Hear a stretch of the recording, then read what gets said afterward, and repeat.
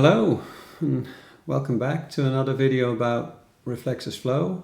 For this session I wanted to talk about performance, or how to make the web applications that you build with our platform as fast as possible.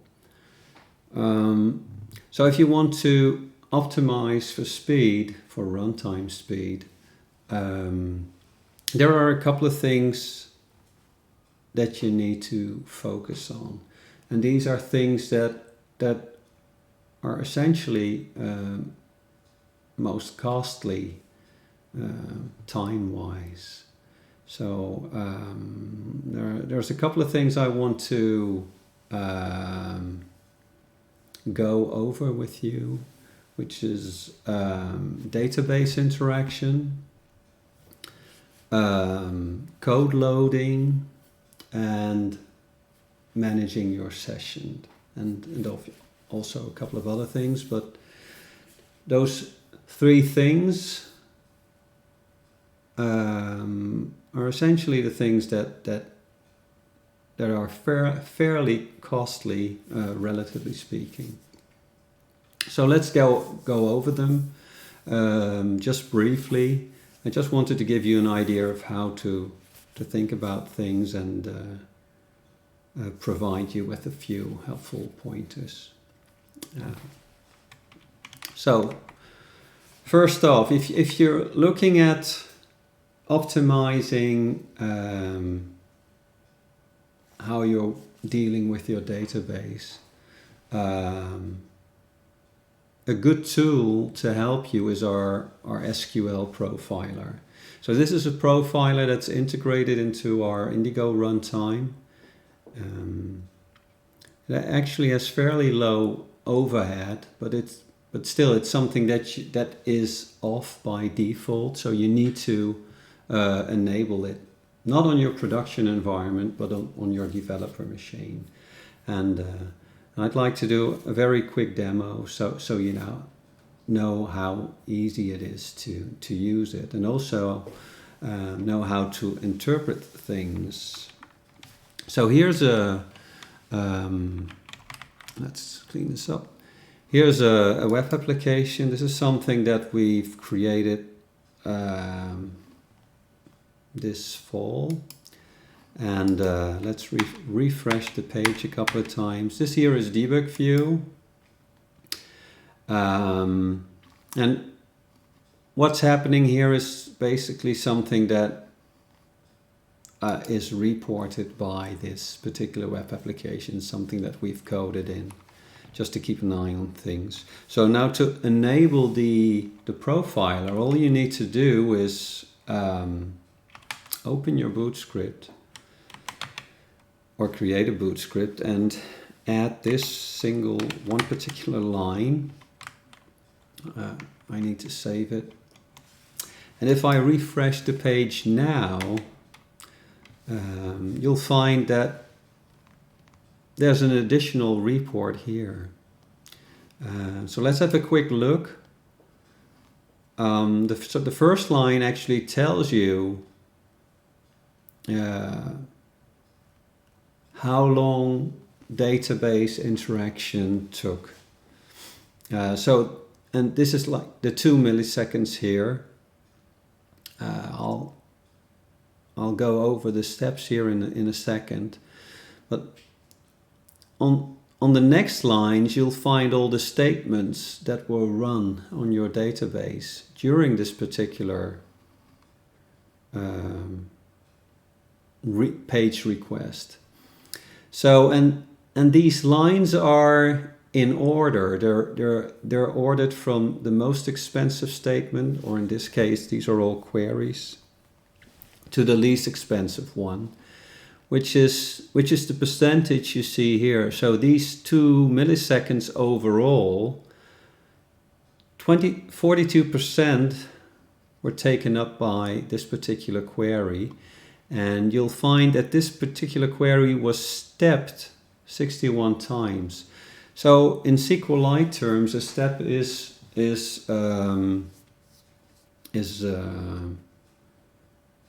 something like trying to fetch a record from your result set. So, for instance, if you're running a query, and this query has a result set that holds 10 records, this will actually result in 11 steps. So after the first step, there's the first record, the second step, the second record, the 10th step, there's the 10th record, and there's another step, the 11th step, to signal that there are no more records in the result set left. So this number here actually tells you how many times a particular statement is stepped. And this is something that's worthwhile to know, because if a particular statement is fairly costly, so if it's high up in the SQL Profiler report, and the number of steps is low, this is something that you really need to look into, because in this case, so 0.8 milliseconds was taken up by 61 steps of this particular compiled query. So if this statement instead instead of 61, it would have said like, oh, this was step 2 times or 5 times. Obviously, optimizing this step would have a much larger impact. So that's something that you need to be aware of. So here are the queries. Because the window is too small, I'm actually showing you the tooltip. And you might be wondering what this little thing here is all about. And this is essentially just a small, it's sort of a mnemonic.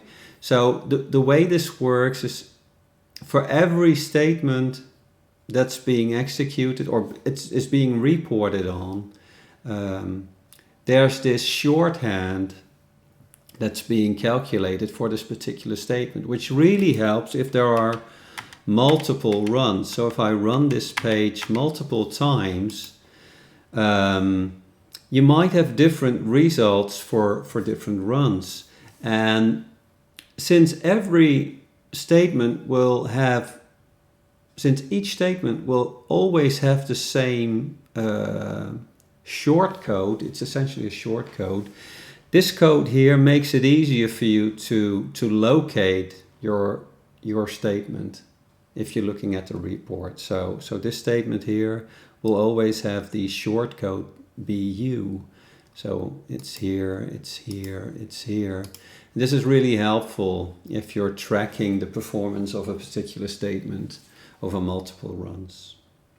So let's quickly try running another web application here. And here you see essentially the same thing. And these are all leave queries as well. Leaves is a subsystem that we've created, and it's actually being used in this Flow application as well as in this non-Flow web application. But here you see something interesting as well. So the profiler will actually not, by default, the profiler will not show you everything that's being run on the database, but only those statements which really contribute to the database interaction. So you can actually set a threshold. Here it's set to 2%. And the threshold means that all the stuff that runs on the database, which takes less than 2% or contributes less than 2% to the overall database time, will be left out of the report, which again helps you focus on the stuff that matters most. Okay, so much about the SQL Profiler. If you want to start profiling your statements, your queries, be sure to always run your profiler with a database holding actual data, because it's so easy to forget about this and profile using just a small database on your developer machine, but obviously this means nothing if your database holds little data. A missing index or a really lousy query won't go noticed because there's simply not enough data to feel the pain. So always run with actual data, and databases that hold lots of records and lots of tables. And also, if you don't know where to start, be aware that our Flow platform keeps track of how much time things take, and if a particular page request takes too long, it's being logged as an alert in the alert database. So you can check this alert log using the alert feed, and simply scan for what we call the slow processing alerts. And this will give you a clue of which particular part of your web application, which steps take much too long, and this will help you focus in, home in on the trouble spots. So the last thing I wanted to mention about databases, which is something that many people forget.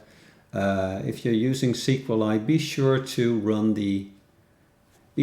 set your database into WAL mode, the WAL journaling mode. WAL stands for write ahead logging, and it's something that you need to set because if you create a SQLite database, the default journal mode will be I think delete and not WAL. But fortunately, it's very easy to switch it into the WAL journal mode. It's just a single statement, and you can switch it easily. All right, let's talk about loading code. Lua is actually quite fast. And loading code is relatively fast as well, but still a running flow system consists of many different pieces. So there's the flow system itself, there's library codes, there are flow parts, and these are all Lua scripts that have to be loaded. And so it's fairly common for like a couple of dozen scripts to be loaded for a single page request. And this is the reason why it's important to make sure you don't load more code than is really necessary. So you need to be smart about the stuff that you require. If you're just requiring like there's no tomorrow, it's not very helpful, and it'll actually cost you.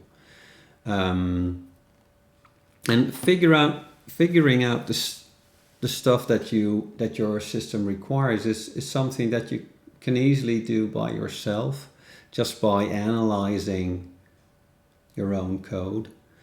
But there's also a new mechanism that we created that you can set in your boot script, which is the fetch report setting. Once you set it on your developer machine, you can actually the debug view tool will actually display each and every script that's being loaded as it's being loaded. So you can see the sequence, you can see the amount, and you can try and figure out how to minimize code loading. A good way to do this is to use the new delayed require. So require D is something that's available in the new runtime. I actually did a video about these code loading optimizations. So if you want to know more, watch that video. I think it was called Code Loading Changes. And like the Autorequire system, Autorequire is a system specifically for snippets. Again, I have an entire video about this topic, but both as the Autorequire system are on-demand code loading systems. So if you're not using a particular function from a particular script, that script will never be loaded using these new systems. And this can really, really help save you valuable time. Sessions. So sessions are the third topic I wanted to talk about. Why are sessions important? Session data is kept in files. So these files need to be read from disk, and they need to be written to disk if anything was changed. And that's why they are costly, relatively speaking, anyways.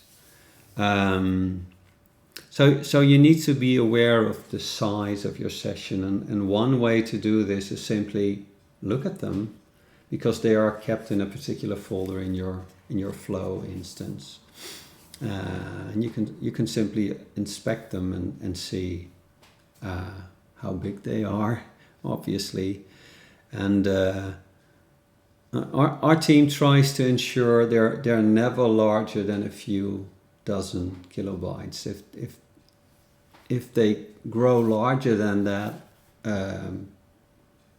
things slow down, because it becomes costly to read them, and it becomes even more costly to write them. If you don't want to look at the session folder itself, you can use the session viewer. Let's have a quick look at the session viewer. Here's the session viewer. The session viewer has this list mode where you can look at recent sessions.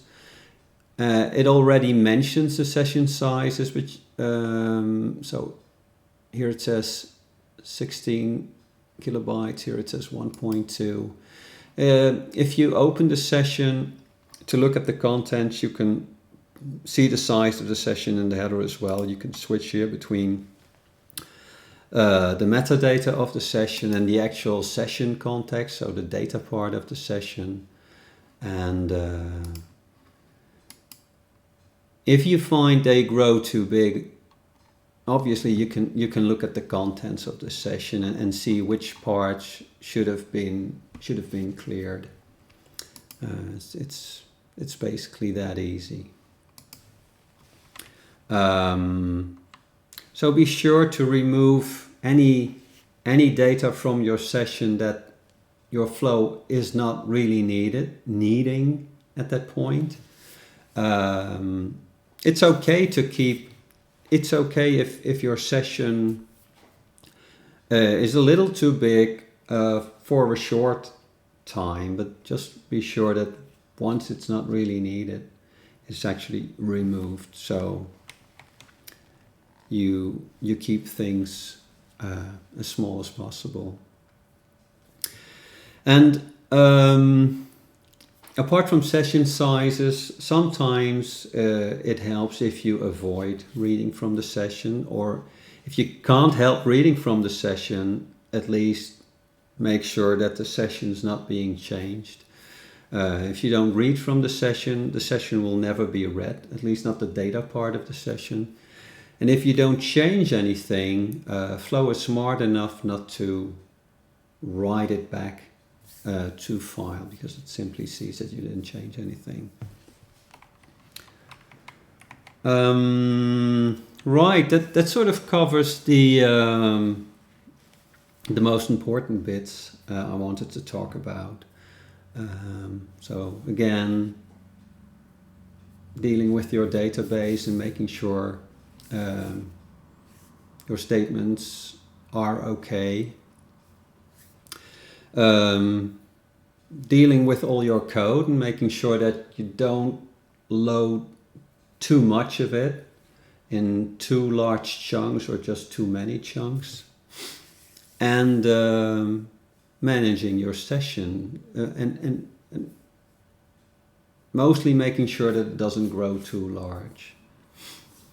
And again, there obviously there are always other things that you can look into to speed things up.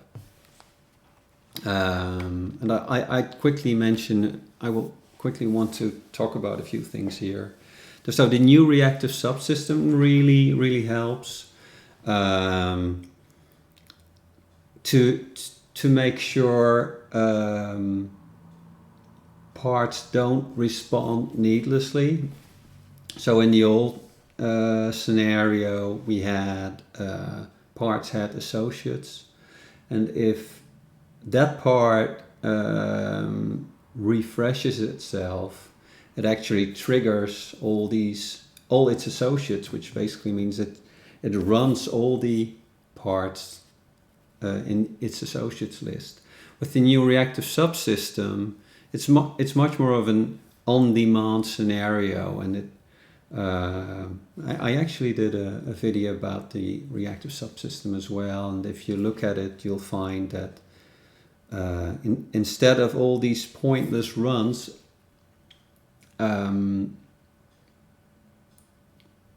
parts are only run if they really have to run, because it tracks if the stuff that they are interested in actually changes. So if a Boolean expression turns from true to false for an enabled property of a button, or if a particular value that's an ID changes from one value to another. These changes usually always mean that parts that are interested have to be run, but if a Boolean expression doesn't change, a button that is dependent on it doesn't have to run. So, and this really helps minimize stuff. So if you want to know how to optimize your flow but don't know where to start, you really need to think about what your users are doing. And if you find it hard to figure out where your users spend the most time, you can enable flow logging, because flow logging then will keep a log of how a user steps through your flow, which will help, and how much time each step takes. And this enables you to analyze not only the parts of your flow that are visited most often, but also the parts of the flow that are most costly, or which transitions are most costly. And finally, there's this new thing that you can try out in the new release anyway, and which is switch extensions. And I just want to do a quick demo. Let's go here and let's open this one up here. Make this a bit larger. Well, no, this doesn't work. Let's do it like this. Make it a bit smaller.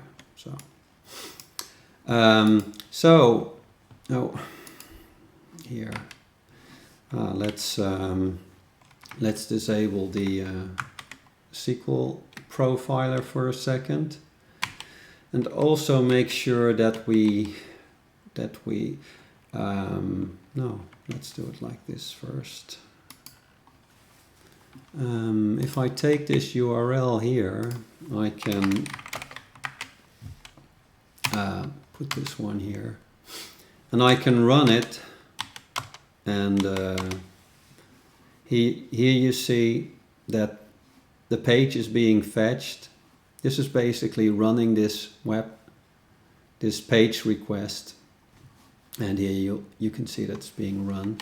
And the nice thing here is I can actually actually repeat this run for a number of times and to benchmark things. And if you're benchmarking things, you don't want this to run. So because having this output printed to debug view actually slows things down considerably. So I'll switch this off because that'll disable the debug output. So let's clear this to see if this works. Yes, so let's do a couple of runs. And what you'll find is it actually clips along at a fairly nice speed. Let's do a couple of more runs. So here's the total elapsed time, like 4.1 seconds for 100 requests. So it's on average, it's about 41.3 milliseconds per request. And well, like I suggested here, let's switch the extension from RFX to FRX. And as you can see, it's quite a bit faster, which is a very cheap way to speed things up. So here we had, let's see, an average of about 41 milliseconds, and these new runs are about 5 milliseconds here. And here it's actually less than 5. So instead of the 41 milliseconds, I have an average run of about 5 milliseconds, which is, let's do some quick math. It's about a speed up of a factor 8, which is really nice. So, but obviously this is not a Flow application. So let's try this thing with Flow as well. I'm taking this Flow URL here, paste this in, take the page key off, see if it works. Let's repeat this 100 times. And again, it clips along fairly nicely. For these 100 requests, it takes about 5 seconds. Let's do one more. Yeah, so it takes slightly longer, obviously, on this window machine with lots of stuff running, the recording software in the browser and everything. It's timings vary, but on average you can see it's about 5 point something seconds. And let's do the extension thing again and switch it in RFX to FRX. See what happens. And there it is. Let's do it again. Well, it should be fairly obvious that this is a lot faster than this. And I think the factor here is, let's see. Well, let's take the fastest one here.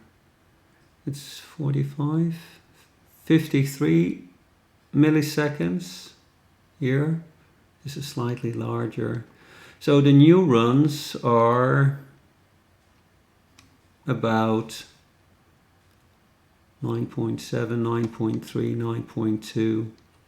Well, let's say 10 milliseconds. 10 milliseconds compared to, I already lost the previous count, 53, which means that using the different extension, FRX instead of RFX, speed things up by more than 5.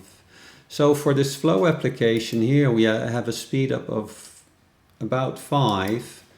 for this non-flow application, the speed up is even bigger. It's like a factor 8. So what's going on? Basically, what we've done is we've switched to the new Fast CGI connector that we've created for Indigo. As some of you who've been using Flow for a very long time may remember, we used to have a Fast CGI version of our runtime way back when we were still using Lua 4, and the runtime was called Blue Moon. But we found that particular Fast CGI implementation, which was actually based on the original Fast CGI code by the open market people, which designed Fast CGI. It was a bit flaky, and it would perform. It would do well for 98 requests, but then for the next 2 requests it would, well, not work. And I was never able to figure out what was wrong. I wasn't even able to figure out if it had anything to do with the Fast CGI code by the open market people, or if it was a problem with the web server or something else. But we dropped it at some point because I didn't find it was reliable enough. But a couple of months ago, it was suggested on our mailing list that hey,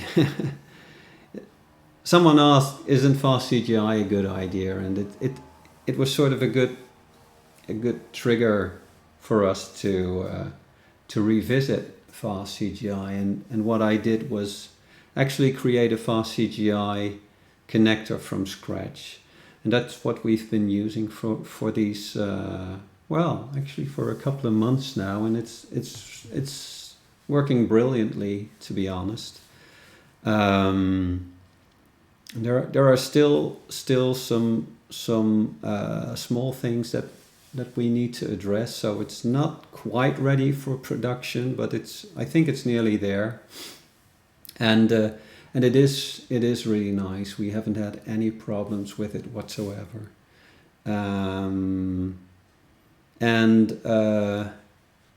As you've just seen, it really speeds things up. Now,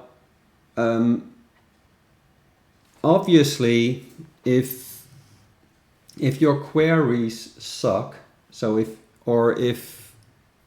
you're doing dumb shit, Fast CGI is not going to help you, because what Fast CGI does compared to CGI is it takes care of, it removes the overhead of having to start a runtime. So for a CGI scenario, which we were using up to this point, whenever a web request comes in, the web server starts the runtime and passes on everything that needs to be passes on the request. The runtime handles the request, then passes the result back to the web server, which sends it to the browser. And this particular starting and stopping of the runtime of our Indigo runtime happens for each and every request. And this, obviously, there's some overhead involved with this, because there's the process startup, there's the process teardown, and also the runtime has to load code for each and every request, because each request, it starts cleanly. So for Fast CGI, the runtime is kept alive, and code that has already been loaded doesn't have to be reloaded because it's already available. And this saves a lot of time. We're actually running Fast CGI in a fairly conventional scenario. So meaning that there are actually a lot of other optimizations we could be doing, but we're actually keeping it simple for this particular incarnation. The one extra thing that we do is recycle database handles, and that's actually the scenario that you just saw. But again, if your queries are slow, if your code is just too silly for words, Fast CGI is not going to help you. What you just saw, so a speed up of a factor 5 or a factor 8 for these two scenarios, this is something that can be achieved because our code was already running fast. So the code running bit was very small compared to all the other stuff. And because Fast CGI takes pretty much care of much of the other stuff, the speed up can be huge. Anyways, let's wrap things up.